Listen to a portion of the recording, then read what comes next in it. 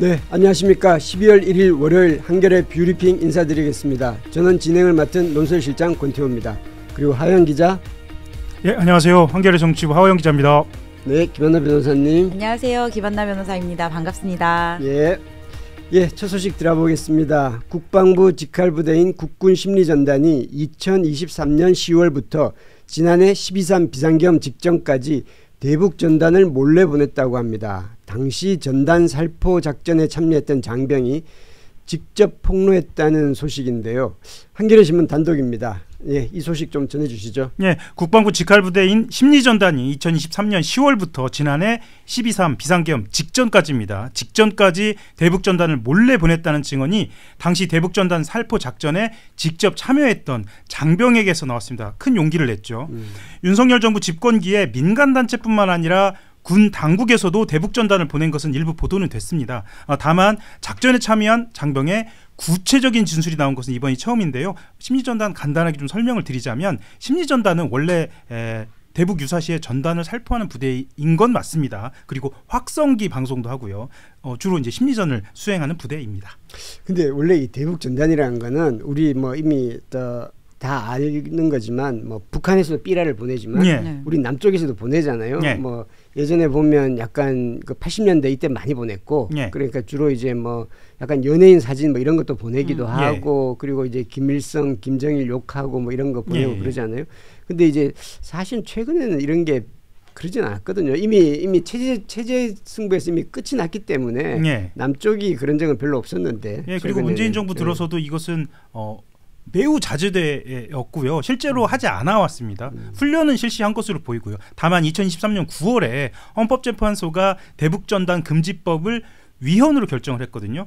그래서 그 훈련이 작전으로 재개가 된 것이고요. 이제 문제는 이겁니다. 이 시기에 무인기와 전단 살포를 결합한 훈련이 시작이 됐고요.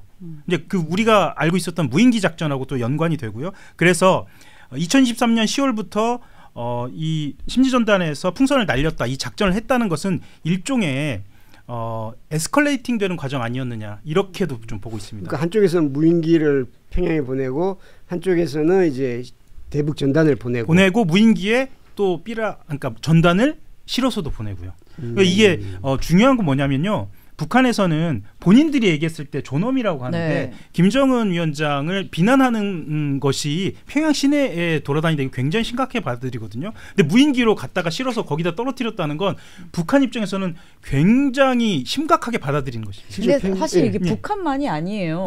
우리나라의 대통령의 얼굴을 막 이렇게 무시하거나 말도 안 되는 비난성 그런 것들, 뭐 오물 이런 것들이 온다면 당연히 분노할 수밖에 없는 거예요. 이제 북한만의 문제가 아니라 이걸 한다는 것 자체가 문제고, 저는 거기에다가 우리 부순찬 의원이 그런 얘기 했었잖아요.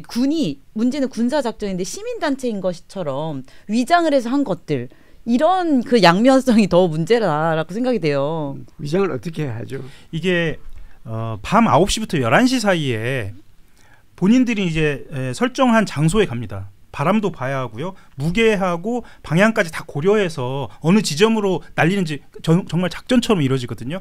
그런데 출발하기 전에 옷을 갈아입습니다. 그러니까 원래 군복이 아니라 까만색 그냥 특수작전 위장복으로 갈아입고 하면서 실제로는 또 민간에서 그러니까 전단을 보낼 때 같은 시기에 보내기도 합니다. 그래서 북에서 봤을 때는 이게 민간에서 보냈나 아니면 군에서 보냈나 이게 헷갈리기도 하고요. 실제로 우리 군도 지금 날아가는 그 전단의 풍선이 보이잖아요. 그러면 비상이 걸리거든요. 비상이 걸리는데 저 전단이 과연 흔히 말하는 민간단체에서 보냈는지 누가 보냈는지를 알 수는 없는 거죠.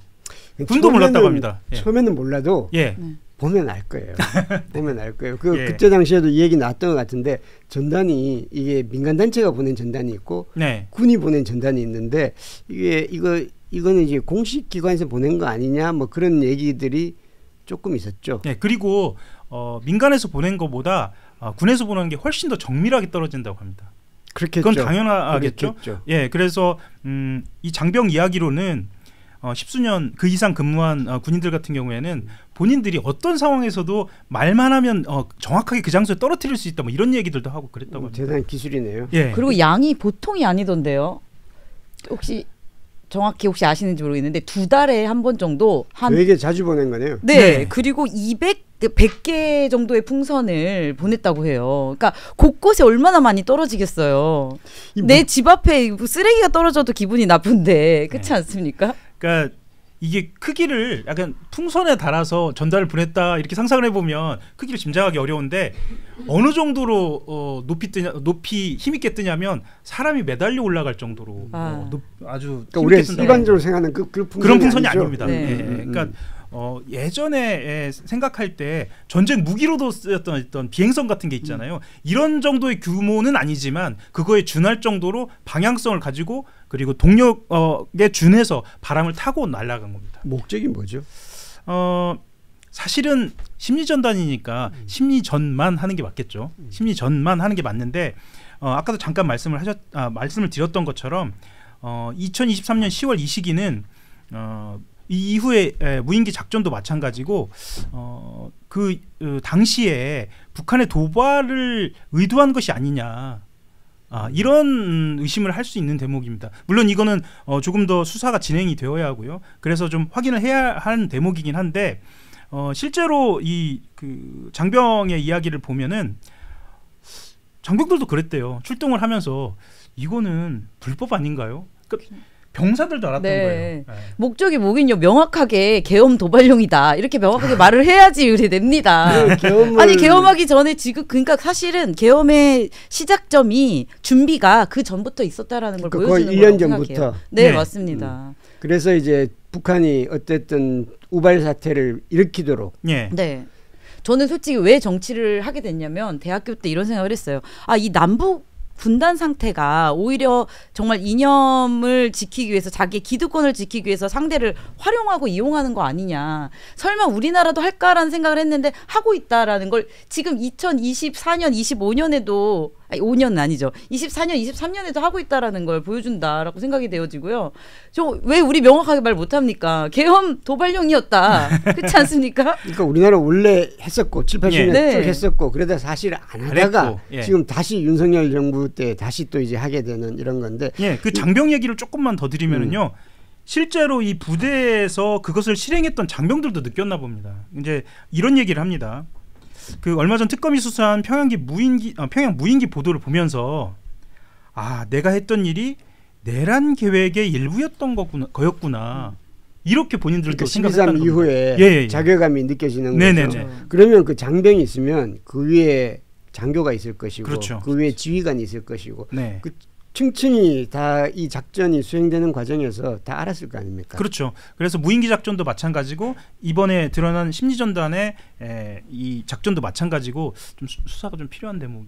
이 부분에 대해서는 좀 수사를 하고 있는 건 아니죠, 아직까지는. 예, 아직까지 포함되어 있지는 않고요. 다만 이제 병사의 증언이 있었고 그리고 아까 말씀하신 민주당 쪽에 어떤 근거를 가지고 있는 주장도 나왔기 때문에 이 부분에 대해서는 특검에서 좀 관심이 그러니까 원래 원래 보입니다. 예. 사실 이제 군대 제대하기 전에 특히 이제 이런 작전에 포함된 군인들은 이제 제대 이후에도 나가서 이제 뭐 보안 어쩌고 뭐 그 쭉 하는데 보안서 거약을 아마 했을 겁니다. 그렇죠. 네. 보안서약 기본적으로 다 하는데 이 군인은 이거는 내가 밝혀야 되겠다라고 생각해서 이제 밝혀야 된 거죠. 아까도 말씀드렸지만 원래대로 하면 사실은 본인이 해당이 특검의 조사를 받을 수도 있는 겁니다. 그럴 수 있죠. 그런데 어쨌든 행위에 참가했으니까. 그런데 본인이 돌아보니까 내가 내란에 일부로서 참여한 것은 아닌가, 자기가 기여한 것은 아닌가라는 말씀하셨던 것처럼 자괴감도 들었고 굉장히 좀 참담한 마음이 들었고 그래서 직접 원래는 얼굴을 공개하려고 했는데요. 얼굴을 공개하지 않은 이유는 본인이 얼굴을 공개하면 그리고 본인의 이름을 드러내면 같이 근무했던 사람들이라든가 이런 장병들한테 또 피해를 줄까 봐 그러면서 또 이제 용기를 낸 겁니다. 네. 저 이렇게 용기 내서 증언한 장병들에 대해서 명확하게 괜찮다라는 양심상 해야 한다라는 걸 우리가 좀 독려해 줄 필요도 있다라고 생각을 하거든요. 그러니까 역사에 죄짓지 않기 위해서 밝힌 그런 사실인 것 같습니다. 예, 그 병역의 의무를 하기 위해서 군에 갔는데 이 젊은 장병한테 이런 자괴감과 이런 그 기분을 느끼게 하도록 한다는 정부. 예. 이건 참. 그리고 기성세대도 좀 각성을 네, 그렇습니다. 그리고 한 가지만 더 말씀드리고 싶은데요. 이게 단순히 이 북한의 도발을 위해서 날려서 어떤 상황이 벌어진 것 자체도 위험하지만 이 날아가는 풍선 자체가 원점으로 타격을 할 수가 있거든요.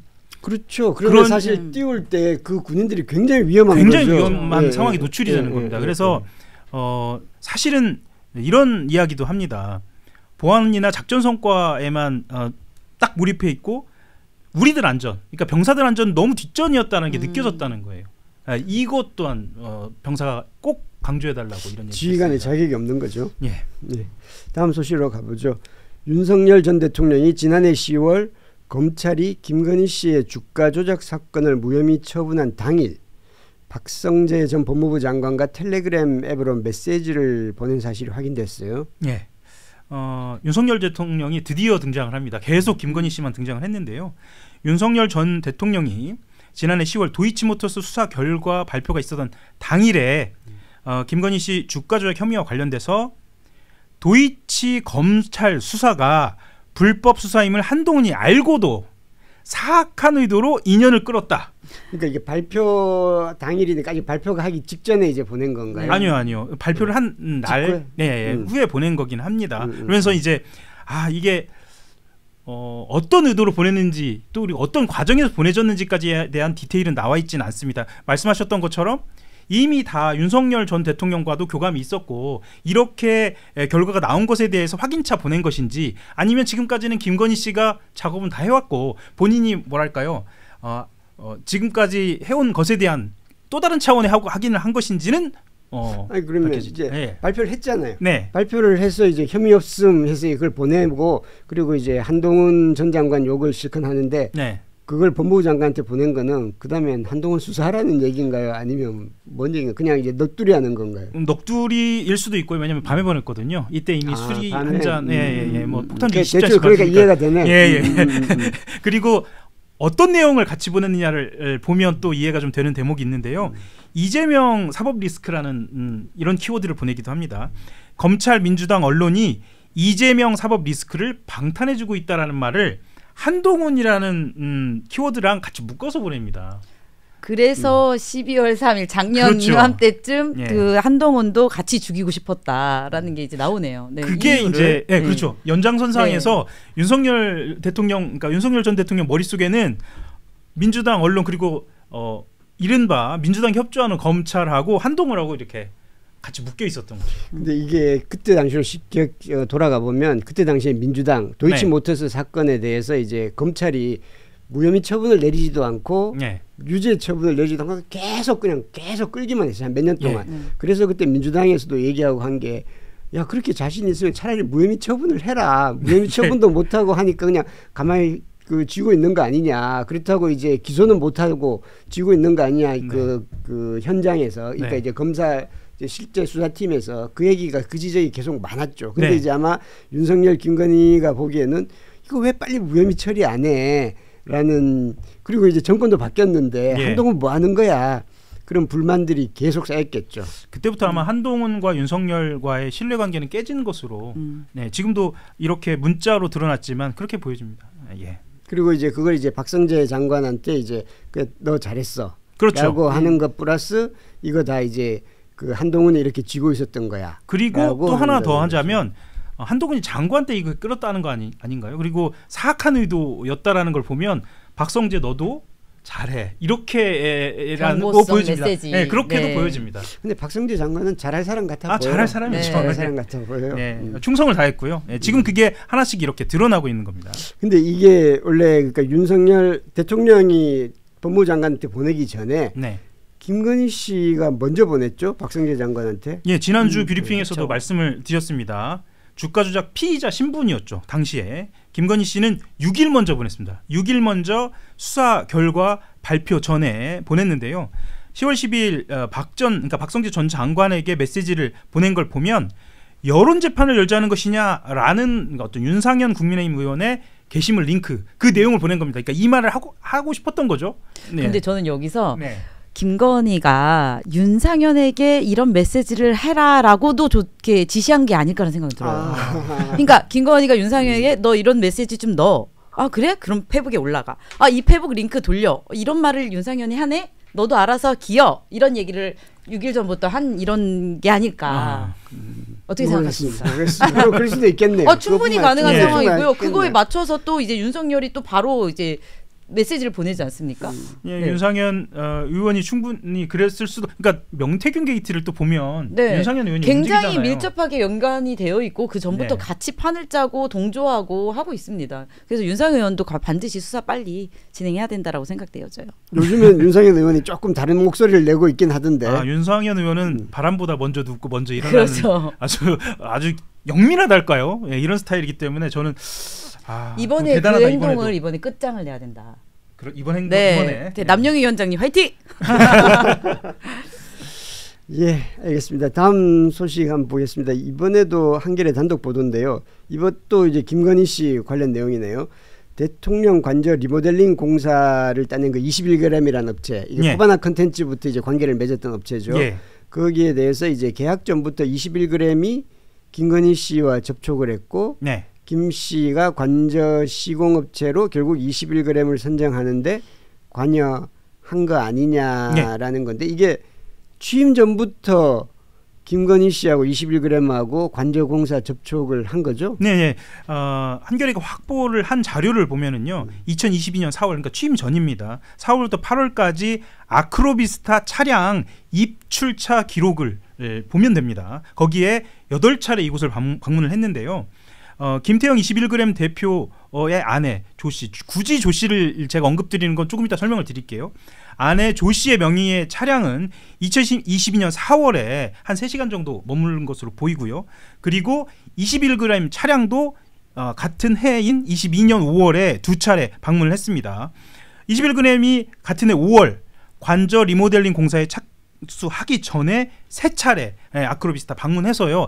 이 방문 뒤에 관저 공사가 시작된 것으로 그렇게 보고 있습니다. 계약하기 전에 이게 서로 이제 주고받고 만난 건가요? 네, 그렇게 그것도 맞고요. 실제로 21g은 이게 관급공사기 때문에 행정안전부하고 계약을 맺은 다음에 시작을 하는 거거든요. 그렇죠. 그리고 사실 이 관저공사는 보안 문제도 있기 때문에 네. 철저하게 자격이 있는 사람이 하는 것이 맞습니다. 이거는 본인들이 살 집이 아니고 대대로 살 집을 예상하고 만드는 거여서요. 그런데 21g은 공사를 착수한 뒤에 5월에 행안부랑 1차 계약을 맺습니다. 그러니까 이미 공사는 시작하고 공사를 먼저 하고 그리고 8월에 2차 계약을 다시 합니다. 그리고 여기 21g이 자격 조건도 없어요. 그렇죠. 원래 이제 그 종합건설업 면허가 있어야 되거든요. 이 정도의 규모를 이제 공사를 하려면 그럼 건설 사업자여야 하는데 그런 면허가 없고 실내 건축 공사업이라는 그런 단순한 인테리어 업체예요. 그렇기 때문에 결국은 종합건설 면허를 가진 원담 종합건설이라는 회사를 끌고 와서 이 건축을 이어서 했다. 21g은 그러니까 주로 네. 이제 카페나 식당 같은 거 인테리어 네네. 하거나 뭐 아파트 이렇게 뭐죠 이제 그 베란다 확장 뭐 이런 거 하는 업체 그런 건가요? 그런 거죠. 이 정도의 규모를 할 수도 없고 아까 우리 그 허 기자님께서 얘기하셨던 하 기자님께서 죄송합니다. 하 기자님께서 얘기하셨던 것처럼 계약 자체도 하기 전에 공사한 것도 문제지만 이 공사를 할 수 있는 자격 조건도 없는 업체가 한 거고 나중에 껴맞추기를 하기 위해서 원담 종합건설을 끼어든 거죠. 완전 불법 구조예요. 근데 이거 보면 이거 뭐 이미 이거 많이 알려진 얘기인데 이걸 보면서 느끼는 거는 이거는 그러면 예를 들면 계약도 하기 전에 가서 이제 용산에 가서 이제 공사를 하고 막 그런 거 아니에요. 네. 그러면 그거를 용산에 아무나 들어갈 수가 없잖아요. 경호처가 다 이제 오케이 해서 들어간 거고 공사 하나보다 이렇게 해서 다 하는 거고 그러면 이거를 이게 저 업체가 여기 어떻게 들어왔지? 라는 거를 많은 사람들이 알고 있었다는 물론입니다. 거예요. 알고 있었고 예. 이거는 이제 여사 그걸로 해서 들어왔나 보구나라고 행안부도 알고 그게 부속실도 알고 경호처도 알고 온 굉장히 많은 사람들이 다 알고 있었을 거 아닙니까? 그러니까 취임 전부터 V제로였던 거죠. 그렇죠. 취임 전부터. 왜냐하면 저도 이제 국방부를 출입해서 그 구조를 알거든요. 지금 이렇게 자격 없는 공사 업체가 들어가서 작업을 했다는 것 자체가 사실 경호부터 보안까지 모든 게 다 뚫린 겁니다. 그렇죠. 다 알고 그냥 한 거죠. 그런 거여서 이거는 정말 VIP, 그러니까 V0가 움직이지 않으면 불가능한 일이에요. 근데 V0가 움직여도 너무 불법성이 그렇죠. 있고 보는 사람 목격자가 너무 많은데 말도 안 되는 일을 한 거죠. 그러니까 이게 조금 한번 다시 한번 살펴보셔야 되지 않겠습니까? 이 정도 얘기한 사람이 한 명도 없었던 거죠. 예. 저는 한 명도 없었다고 생각하진 않고요. 있었겠죠. 공무원들도 있고 수없이 얘기했겠지만 먹히지 않았겠죠. 그 밑에서 올라왔을 때 이제 그럼요. 커트되고 V0 하라면 해 이거죠 그냥. 그거나 뭐 좋으면 뭐 아니 알았어요. 뭐 법무부 참고할게요. 장관, 뭐 의원, 원내 대표 뭐 다 할 거 없이 다 지시하고 있는데 그냥 공사 못할 거 뭐 있겠습니까? 그리고 아마 이 공사를 심각하게 생각하지 않은 것도 있는 것 그렇죠. 같습니다. 그냥 뭐 이 정도 내가 할 수 있지. 내가 사는 건 내가 고치는데 그냥 내가 마음에 드는 사람한테 내가 하는데 그게 뭐가 문제야. 근데 막 추경하고 막 국가 세비 쓰고 그렇죠. 저는 이게 내 집이라고 생각했던 것 같습니다. 그렇죠. 진짜로 관사나 관저가 아니라 내 집이기 때문에 내가 뭐 인테리어 업체 불러도 하는데 뭐가 문제야? 이렇게 생각할 수도 충분히 있을 것 같습니다. 윤석열 김건희의 가장 큰 특징입니다. 문제가 하나가 공과사에 대한 구분이 없다는 거예요. 그 공문 내 거고 내 거는 내 거고 이렇게 되는 거죠. 맞습니다. 이거는 여담인데 이것과 뭐 직접적인 관계는 없는데 그 2024년 3년 뭐 이럴 때 이제 이제 대통령이 가끔가다 이제 그 한남동 관저로 부르잖아요. 한남동 관저 의원들 쭉 불러가지고 이렇게 얘기를 하고 뭐 이렇게 술 마시고 그러면 이렇게 이제 그 중에 의원들 보통 이렇게 대통령이 이제 물러나기 전에 한 2, 3년 전에 그 다음 사저를 어디로 할 건가를 하는데 대부분 경우에 지금 대통령은 윤석열은 아크로비스타잖아요. 그렇죠. 여기에 있기는 굉장히 힘든 거야. 이게 경호라든지 이런 게 힘들기 때문에 문재인 대통령도 그렇고 그랬기 때문에 지방으로 가든지 아니면 이렇게 단독주택 이렇게 경호동을 세울 수 있는 곳으로 가야 되기 때문에 아파트에 딴 곳으로 옮겨야 된단 말이에요. 보통 2, 3년 전부터 예산 짜고 준비를 해야 되기 때문에 의원 중에 한 명이 대통령님 그런데 이제 그 물러나시게 되면 이제 2, 3 관저 사저를 좀 미리 좀 준비하셔야 되지 않겠습니까? 자기 딴엔 충성의 의도로 이렇게 얘기를 한 거죠. 미리 준비하라는. 미리 준비하라고. 근데 대통령이 여기 있잖아. 여기 영원히 있고 싶었던 그 마음. 그 다음부터 얘기를 안 했다는데 그게 그냥 그때 생각에는 지금 대통령이 아무 생각이 없구나. 아무 생각이 뭐 내 미래에 대한 아무 생각이 계획이 없구나라고 해서 더 이상 얘기를 못했던 거고. 모르겠어요. 그게 진짜 쿠데타를 해서 영구 집권을 노린 건지 뭐 어찌보면 또 영린을 건드린 걸 수도 있겠네요. 아무런 의식이 없었던 거죠. 계엄하고 독재하고 영원히 살 생각을 했던 것 같고. 그게 잘 모르겠어요. 진짜 아무 생각이 없는 건지. 사실은 지금 생각해 보니까 준비할 필요가 없긴 했네요. 준비되어 있는 교도소에. 그렇죠. 지금은 뭐 정확하게 들어가 계시니까. 준비해서 굉장히 오히려 더 복잡했어요. 이거 뭐 예산을 넣고 잘한 것 같아. 뭐 땅을 부지를 샀네. 그거 뭐 어떻게 해야 되냐. 아주 골치 아팠어요. 그건 잘했어요. 뭐 결과적으로. 그 앞서 말씀드린 박성재 전 장관 관련된 얘기 하나 또 있네요. 이번에는 이게 이 윤석열 김건희 부부와 관련된 게 아니고 조국 혁신당 사찰 별거 다 했네요. 사찰한 증거가 있다는 주장이 나왔어요. 어제 조국 혁신당 의원들이 국회에서 기자회견을 열었습니다. 그래서 내란 특검에 따르면 박성재 전 장관은 지난해 10월 그러니까 계엄이 2달 앞둔 시점이죠. 서초동에서 열린 혁신당의 윤석열 탄핵선언 대회 당시에 법무부 공공형사과장으로부터 집회 동향을 4차례나 실시간으로 보고 갔다 이렇게 밝혔습니다. 그래서 특검은 박성재 전 장관의 휴대전화를 압수해서 분석하는 과정에서 박 전 장관이 직접 받은 것으로 텔레그램으로 받은 것으로 보고 있습니다. 이게 조국혁신당 집회까지 왜 이렇게까지 한 거죠? 조국혁신당 사실 의석수도 그렇게 많지도 않고 한데. 일단은 탄핵이라는 키워드가 나오는 것 때문에. 그렇죠. 그게 이제 빨리 사실 12.3 전부터 이제 그 얘기를 했으니까. 3년은 길다 뭐 이런 얘기. 여론으로는 탄핵이라는 말 자체가 나오는 게 조금 이른 거 아니냐 이런 분위기도 좀 있었거든요. 그런데 이제 혁신당 같은 경우에는 12.3 불법 계엄을 염두에 둔 사전 정찰 아니었냐, 사전 사찰 아니었냐 이런 주장도 좀 하고 있습니다. 그렇죠. 하여튼 간에 이게 굉장히 전방위적으로 뭐 사찰, 조사 사실 이게 법무부가 할 일인가 싶은 생각은 들어요. 그리고요. 사실 공공형사과장 정도면 꽤 직위가 높은 편이거든요. 그러니까 그렇죠. 예, 장관이 시킨다고 해서 기업체 과장하고는 다르죠. 기업체 과장하고는 다릅니다. 다르죠. 예, 공공형사 과장이면 공공형사니까 보안이나 선거, 그죠? 이런 쪽에서는 흔히 말하는 잘 나가는 사람이고 굉장히 고위직입니다. 고위직인데 이렇게 나가서 본인이 텔레그램으로 장관한테 이걸 보내고 있는 장면을 생각을 해보면 네. 좀 답답하기도 합니다. 이 공무원이기도 하고 이 검사라는 사람들이 도대체 어떻게 움직이고 있는지를 아주 상징적으로 또 보여주는 장면 같기도 해요. 그러니까 윤석열 정부는 그 공무원들, 국민들 그리고 주변의 모든 사람에게 자괴감을 느끼게 한 정부였던 것 같아요. 아까 그 군인들도 자기가 막 보안을 요하는 그 국가를 위해서 딱 군인으로서 일을 해야 되는데 정말 대북으로 그 풍선이나 보내면서 도발을 하고 있고 지금 이 과장이 와가지고 그런 사찰이나 하고 있고 이런 것들이 제가 최근에 이제 국정기획위원회에서 이제 공무원들을 만나면은 공무원분들도 너무 자괴감, 일을 안 하고 무엇을 하는지에 대한 그런 고민들이 있었다. 이제 일하고 싶다 이런 얘기를 하더라고요.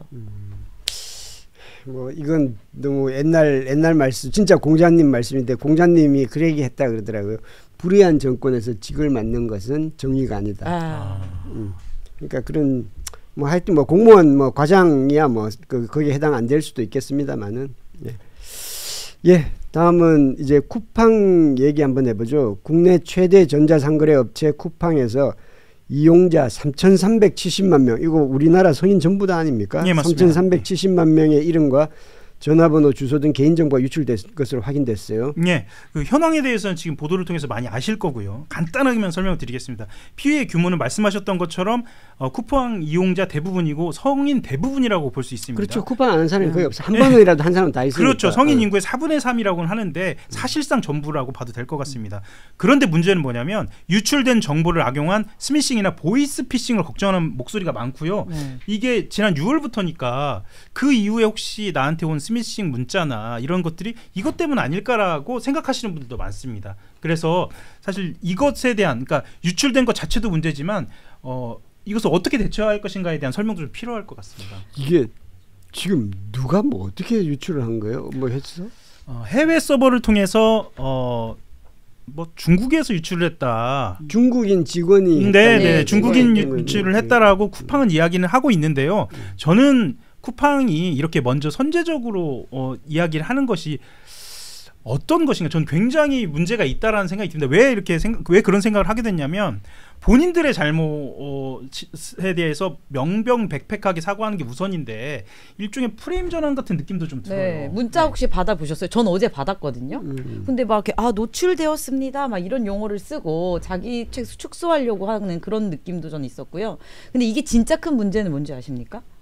그냥 단지 이름, 주소, 전화번호만 나가는 것이 아니라 저는 어머니한테도 많이 보내고 주변에 이제 지인들한테도 이렇게 선물을 쿠팡으로 많이 보내요. 그러면 나의 인간관계 이런 것들도 확인되고 그리고 나의 성향 그리고 집이 어디 있는지 회사가 어디 있는지, 왜냐면 집 주소, 회사 주소 이렇게 다 표시가 되거든요. 그럼 나의 나머지 그 개인적인 종합 정보까지, 요즘 AI가 너무 발달해서요. 그런 조합을 하다 보면 개인의 그냥 단지 이름, 뭐 전화번호, 주소로 끝나는 것이 아니라 개인의 모든 정보들을 되게 알기 되게 쉬워지거든요. 이게 굉장히 피싱으로 활용이 될 수밖에 없고, 그리고 앞서서 있었던 우리 SK 유출 사례나 롯데카드 유출 사례도 있었잖아요. 그럼 그런 정보들이 같이 융합이 된다면 점점 더 큰 개인 사찰 같이 되는 이런 문제가 될 수 있어요. 그러니까 이게 유출 소식이 하도 자주 들리니까 자주 들리고 그 이후도 별일 없으니까 뭐 그냥 그런가 보다라고 할 텐데 이게 계속해서 겹치게 되면 맞습니다. 이게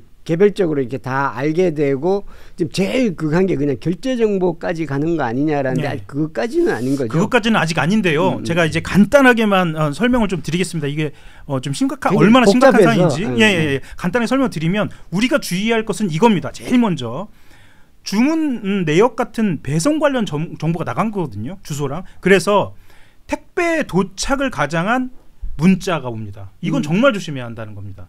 그러니까 흔히 많이 오잖아.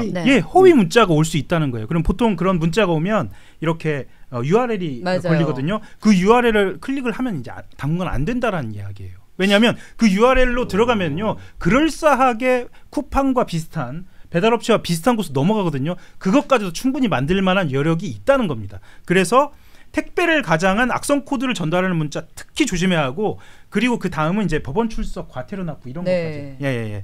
근데 그거는 굉장히 사람들이 많을 것 같은데 왜냐하면 많습니다. 쿠팡 하면 이렇게 남편이 있다가 쿠팡 띄고면 와이프가 뭐 시켰나 보다. 그렇죠. 뭐 시켰지라고 해서 눌러보고 하면 저도 지금 굉장히 많은. 그리고 아까 제가 그랬잖아요. 개인정보 조합으로 인해서 2차, 3차 피해가 또 발생할 수 있다는 말에 제가 옛날에 이 피싱 관련 사건을 한 적이 있어요. 어떤 일이냐면 엄마한테 전화가 오고 딸한테도 다른 사람이 전화를 하는 거예요. 그래서 딸이 엄마랑 통화할 수 없게. 엄마가 예를 들어서 지금 엄마 나 500만 원만 보내줘라고 이제 전화가 와요.